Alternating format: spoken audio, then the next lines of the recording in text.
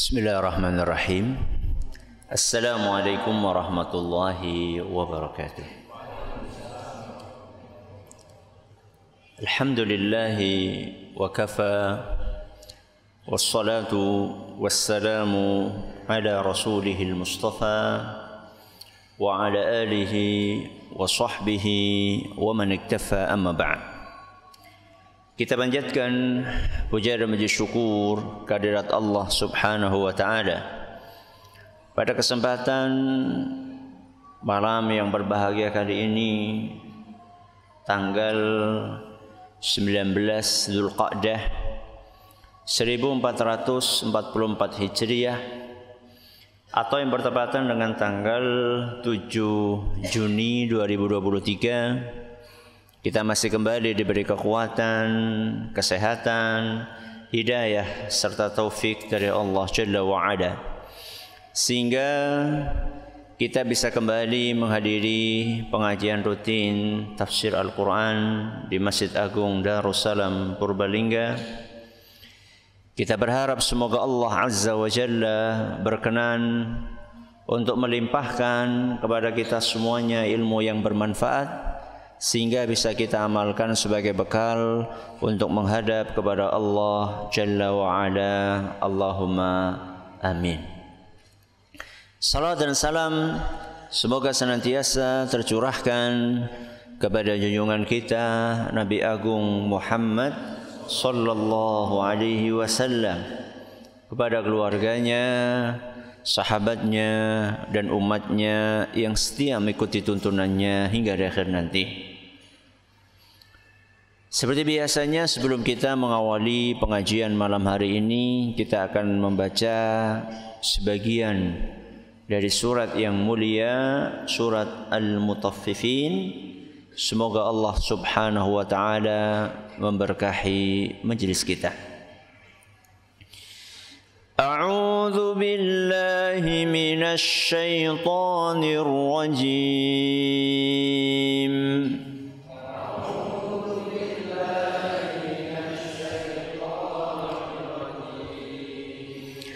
Bismillahirrahmanirrahim.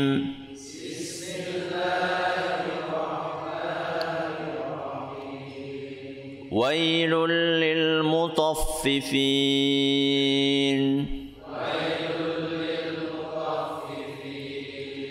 Alladzina idza iktalu 'alan nasi yastawfun.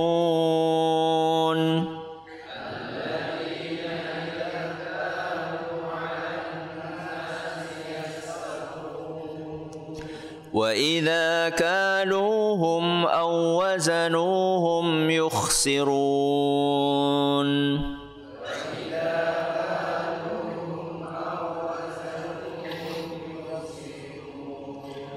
أَلَا يَظُنُّ أُولَئِكَ أَنَّهُمْ مَبْعُوثُونَ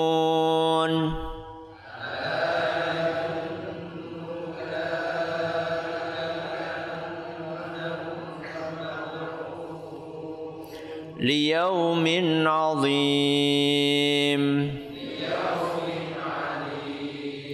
يوم يقوم الناس لرب العالمين.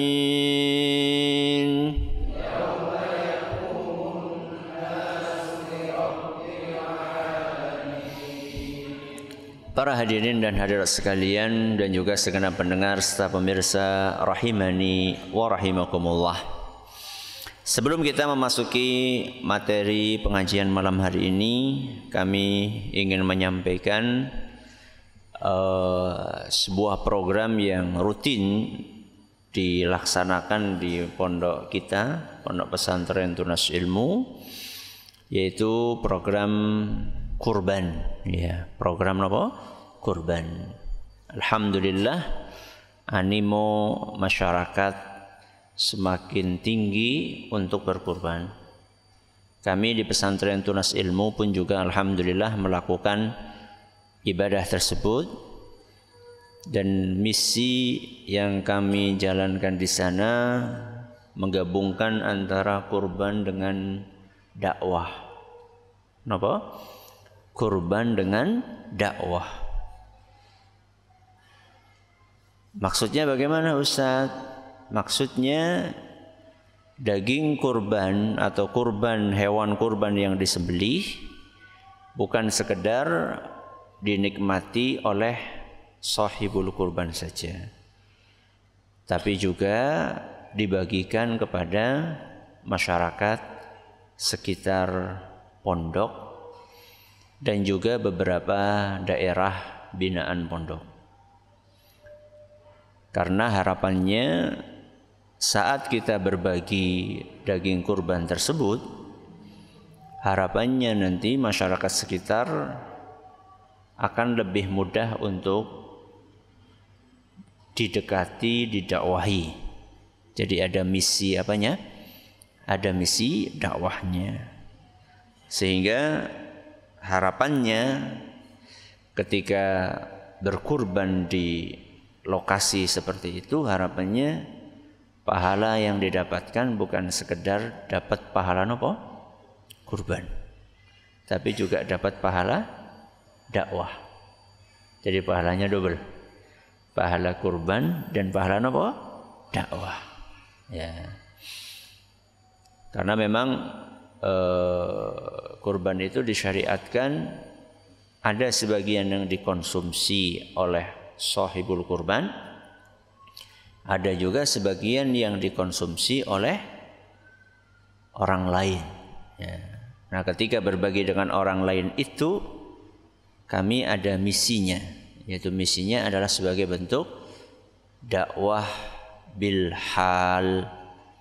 Ya, dakwah bil hal itu dakwah dengan praktek nyata, bukan sekedar dakwah dengan apa? Lisan. Silakan yang ingin berpartisipasi untuk ikut berkurban di pesantren Tunas Ilmu bisa mendengarkan infonya di Radio Insani terkait detailnya, ya, pendaftarannya dan lain sebagainya, atau bisa dilihat juga di website tunasilmu.com bagi yang berada di luar kota, atau bisa juga dilihat di akun-akun media sosial kami, UAZ, ya, Ustadz Abdullah Zain, yang ada di Facebook, yang ada di YouTube, yang ada di Instagram. Silahkan dilihat di sana. Baik, ini sedikit pengumuman, takutnya nanti lupa kalau diumumkan di akhir. Ayat yang terakhir kita bahas ayat berapa? Ayat 5. Apa bunyinya? Liyaumin azim.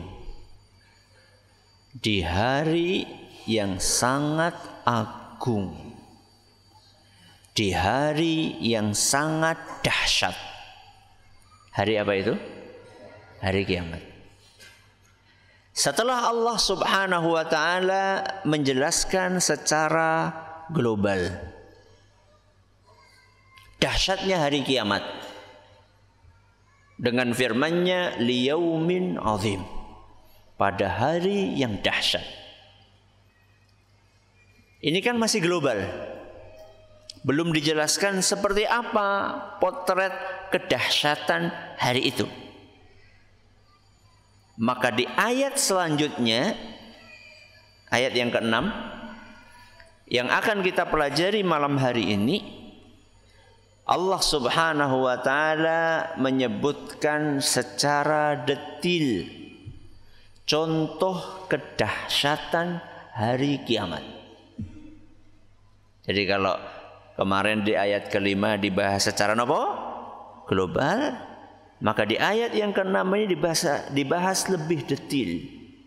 Seperti apa contoh dahsyatnya hari kiamat?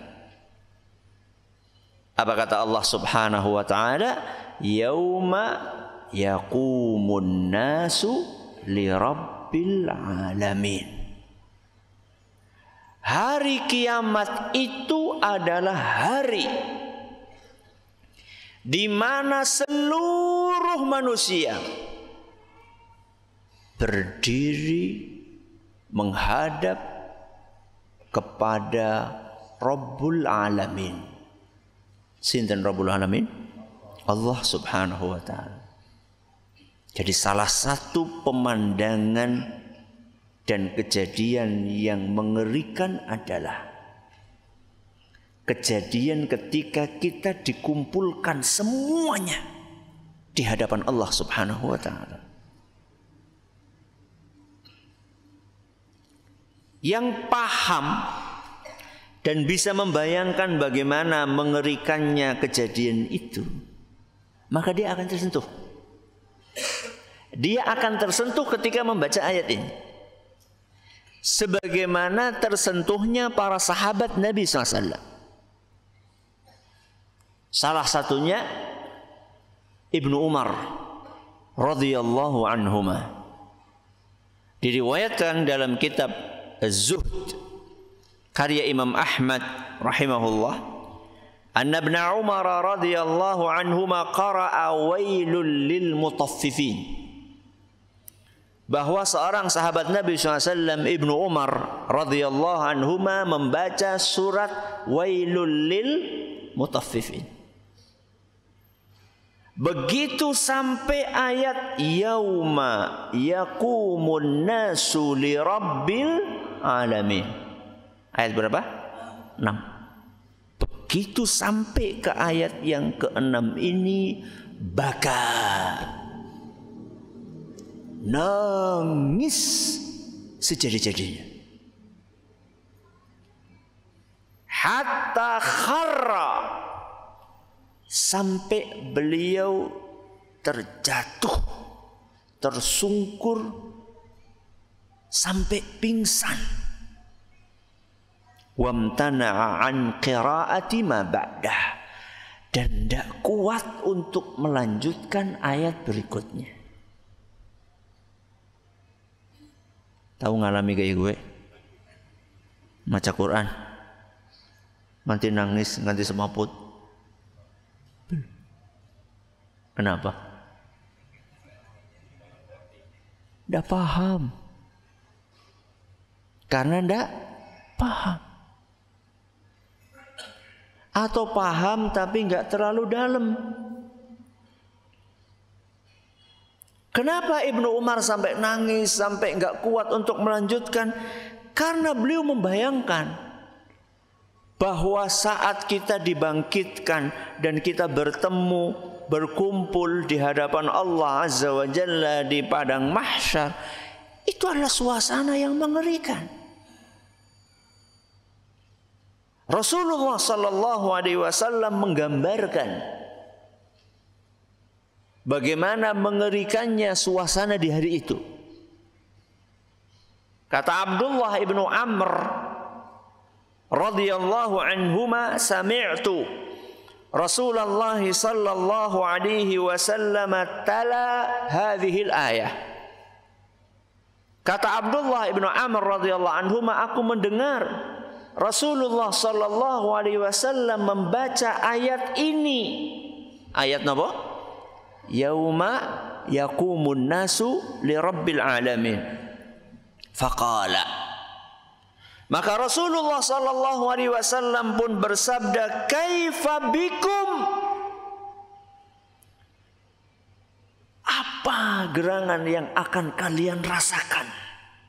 Idza jama'akumullahu jalla wa azz, apabila Allah subhanahu wa ta'ala mengumpulkan kalian semua, kama yujma'un niblu fil kinanah, seperti dikumpulkan dan dimasukkannya anak-anak panah di dalam wadahnya. Wadah anak panah kalau dimasukkan gimana? Seret seret seret. Jarang-jarang apa empet-empetan? Empet-empetan. Khamsina alfa sanatin la yanzuru ilaikum. Dan itu akan kalian rasakan durasi berdesak-desakan seperti itu selama 50.000 tahun.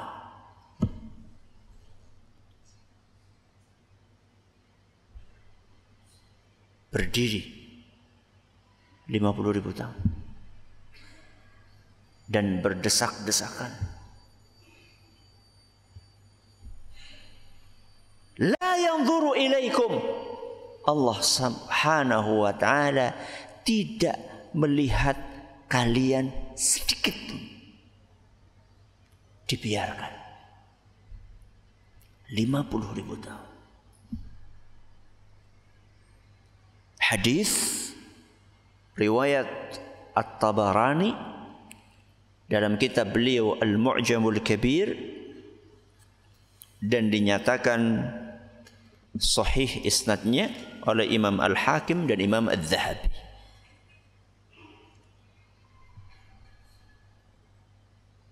Rasulullah SAW menjelaskan, bukan hanya berdiri. Kalau tadi kan berdiri, dan berdirinya berdesak-desakan. Kita saja upacara. Kenapa? Upacara. Berapa lama?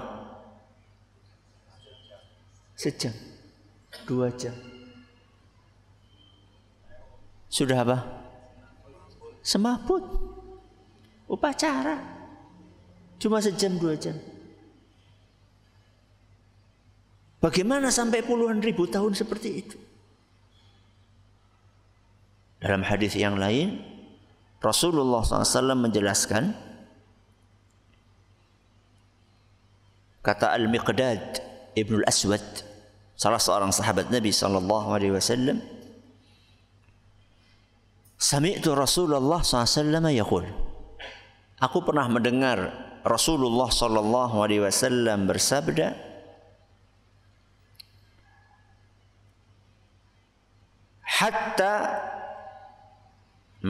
dari Ibnu Umar radhiyallahu anhuma, Rasulullah SAW membaca ayat yang tadi, yauma yaqumun nasu li rabbil alamin, kemudian beliau bersabda, hatta yaghiba ahaduhum fi rashhihi ila ansafi udhunai. Sudah dalam kondisi berdesak-desakan seperti itu, ada di antara kalian yang keringatnya sampai sejajar dengan telinganya. Berarti apa? Tenggelam. Disampaikan dalam hadis riwayat Al-Bukhari. Jadi bukan hanya lama berdirinya, tapi juga penderitaan berupa terendam dengan keringat kita sendiri. Semuanya kayak gitu? Enggak. Ya. Ada yang lebih parah. Ya. Dan ada yang lebih ringan. Tergantung apa? Tergantung amalan masing-masing. Di dalam Sahih Muslim, Rasulullah SAW menyampaikan, fayakunun nasu ala qadri a'malihim fil araq. Manusia itu tergantung keringatnya, tergantung amalannya. Kenapa? Keringatnya tergantung amalannya. Faminhum man yakunu ila ka'baih. Ada yang keringatnya cuma sampai di mata kaki, sampai di situ saja. 50.000 tahun. Sampai di mana? Mata kaki. Wa minhum man yakunu ila rukbataih. Ada yang keringatnya sampai di lututnya. Wa minhum man yakunu ila haqwaih. Ada yang sampai di dadanya. Wa minhum man yuljimuhul araqu iljama. Dan ada yang tenggelam di dalam keringatnya sendiri. Tergantung apa tadi? Amalan. Jadi tidak mungkin sama di hari kiamat nanti antara yang mau bangun subuh berangkat ke masjid dengan orang yang malas bangun. Bangunnya telat jam 6. Kadang jam berapa? Jam 7. Gak akan sama.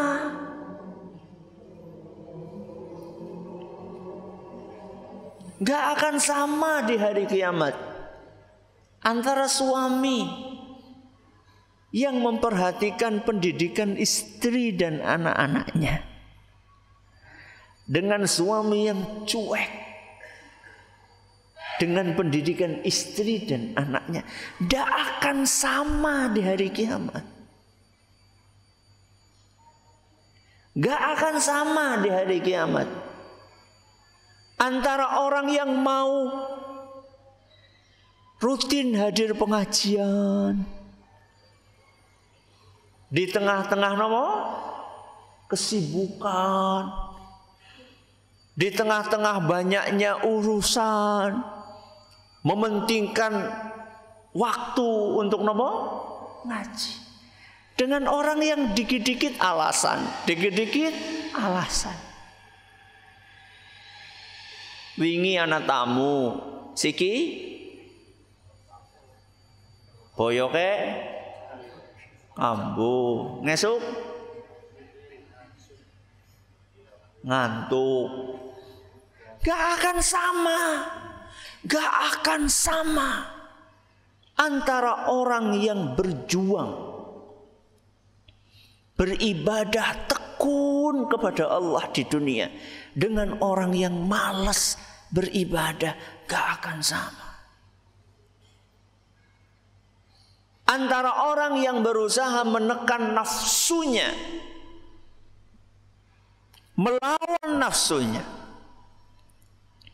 yang selalu mendorong, mengiming-imingi, menggoda untuk berbuat maksiat, dia lawan sekuat tenaga. Antara orang ini dengan orang yang pasrah dengan nafsunya. Setiap digoda setan, HP manut bae, buka apapun yang seharusnya tidak dibuka, nonton apapun yang seharusnya tidak ditonton, ngelihat apapun yang seharusnya tidak dilihat. Antara si A dan si B gak akan sama di hari kiamat. Antara yang berjuang, berjibaku, menahan nafsunya supaya tidak nurut dengan bisikan setan, dengan orang yang pasrah, menyerah dengan bisikan setan dan godaan nafsunya, tidak akan sama nanti di hari kiamat. Allah Subhanahu wa ta'ala akan menghargai perjuangan kita. Allah Subhanahu wa ta'ala akan menilai dan membalas jerih payah kita ketika di dunia. Tidak akan sama antara anak yang berbakti kepada orang tuanya dengan anak yang tidak peduli dengan orang tuanya. Tidak akan sama. Antara anak yang rela mengorbankan hartanya untuk membahagiakan orang tuanya dengan anak yang pelit sama orang tuanya. Orang tuanya butuh duit, harus ngutang sama anak. Anak macam apa ini? Buat apa kaya kalau orang tua tidak bisa menikmati jerih payah anaknya? Buat apa? Gak akan sama. Jadi orang berdiri saat itu dalam durasi yang lama di tengah terik sinar matahari yang begitu panas, yang didekatkan sedekat-dekatnya di atas kepala kita. Di antara manusia-manusia itu ada yang mendapatkan dispensasi. Yang ada di antara mereka yang mendapatkan keringanan. Siapa mereka? Ya orang-orang yang tadi, orang-orang yang beriman tadi. Apa kata Rasulullah sallallahu alaihi wasallam? Qala Rasulullah sallallahu alaihi wasallam, yaqumun nasu li rabbil alamin miqdara nisfi yawm min 50,000 sanah. Di padang mahsyar nanti para manusia akan berdiri di hadapan Allah Subhanahu wa taala setengah hari. Pinten? Setengah hari. Setengah hari naik kiamat mau pinten? 50.000 tahun. Fayahunu dzalikal yaum 'alal mu'min. Tapi orang yang beriman akan mendapatkan keringanan di hari itu. Apa keringanannya? Kata dallis syamsi lil ghurubi ila an taghrub. Durasi mereka berdiri itu hanya sesaat seperti matahari akan tenggelam sampai tenggelam. Pripun? Matahari akan tenggelam sampai tenggelam. Lama apa sebentar? Sebentar. Di dalam beberapa athar disebutkan seperti orang sholat. Orang sholat berarti pinten? Tergantung sholatnya siapa. Ya umum lah, umum. Berapa? 10 menit ya. Subhanallah. Ini disampaikan oleh Nabi kita Muhammad SAW dalam hadis riwayat Abu Ya'la dalam musnad beliau dan dinilai sahih oleh Imam Ibn Hibban. Kaum mukminin mendapatkan keringanan, gak seperti yang lainnya. Lagi-lagi pertanyaannya kenapa? Ya karena ganjaran dari Allah Subhanahu wa taala.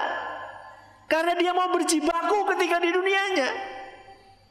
Ketika orang lain santai-santai, gak mau beribadah, si mukmin ini mau beribadah kepada Allah Azza wa Jalla.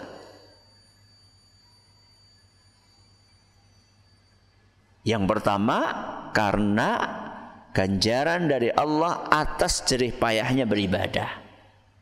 Yang kedua, kenapa kaum mukminin mendapatkan dispensasi seperti itu?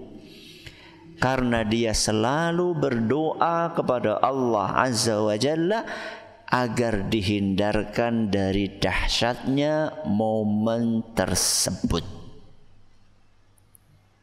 Sebagaimana yang dicontohkan oleh Nabi kita Muhammad sallallahu alaihi wasallam, seperti yang dituturkan oleh ibunda kita Aisyah radhiyallahu anha ketika menceritakan keseharian Rasulullah sallallahu alaihi wasallam saat ditanya oleh murid-murid beliau, murid-muridnya siapa? Aisyah radhiyallahu anha. Apa kata Aisyah radhiyallahu anha? Wa yata'awwadhu min dhiqil maqami yaumal qiyamah. Rasulullah SAW itu rutin berdoa kepada Allah, minta perlindungan dari beratnya proses berdirinya kita nanti di hari kiamat di hadapan Allah. Hadis riwayat Abu Dawud dan dinyatakan sahih oleh Imam Ibn Hibban. Siapa yang berdoa? Rasulullah SAW. Kalau kalian jenengan hari ini sudah berdoa, ya Allah lindungilah saya dari beratnya proses nanti di padang mahsyar. Sampun apa dari? Terus kapan dongannya? Siki. Sekarang minta sama Allah.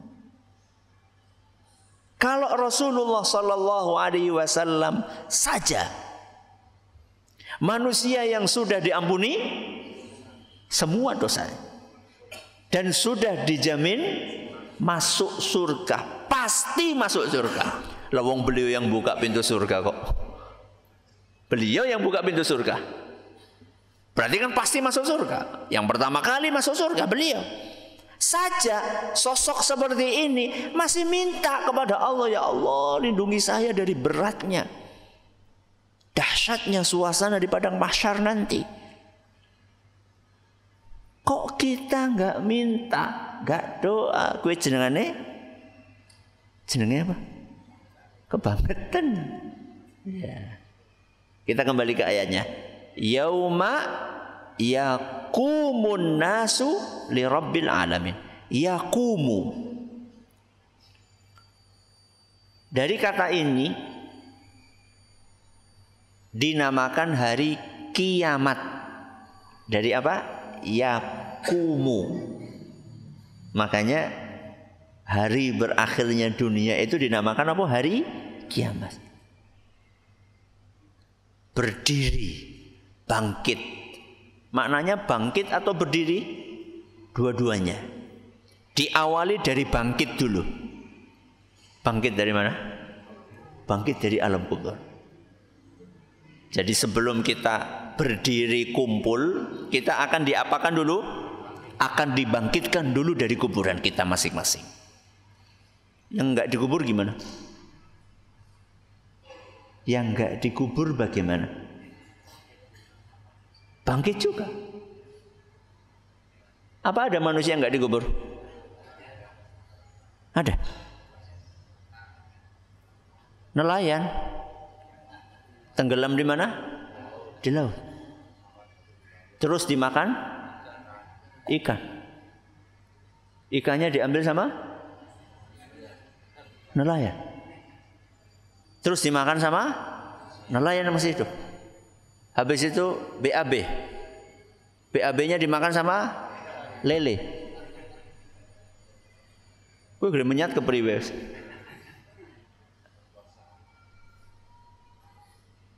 Yang mendapatkan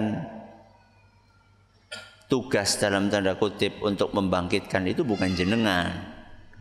Itu adalah pekerjaan Allah Subhanahu wa ta'ala. Kalau kita yang suruh bangkitkan ya mumet. Ya. Tapi itu dilakukan oleh siapa?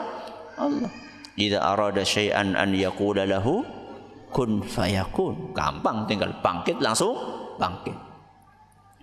Jadi yaqumu itu bermakna bangkit. Bangkit dari mana tadi? Dari kuburan. Makanya di dalam ayat yang lain, dalam surat Ar-Rum ayat 25, surat apa? Ar-Rum ayat 25, Allah Subhanahu wa taala berfirman, "Tsumma idza da'akum da'watan minal ard." Kemudian di hari kiamat nanti, ketika Allah memanggil kalian dari bumi, memanggil dari apa? Dari bumi. Idza antum takhrujun, maka saat itu juga kalian akan keluar, akan bangkit. Tidak tersisa satupun manusia saat itu. Semuanya akan bangkit. Yaqumu itu artinya apa? Bangkit. Yaqumu juga berarti apa tadi? Berdiri. Jadi setelah dibangkitkan, ngumpul, kemudian berdiri. Ya.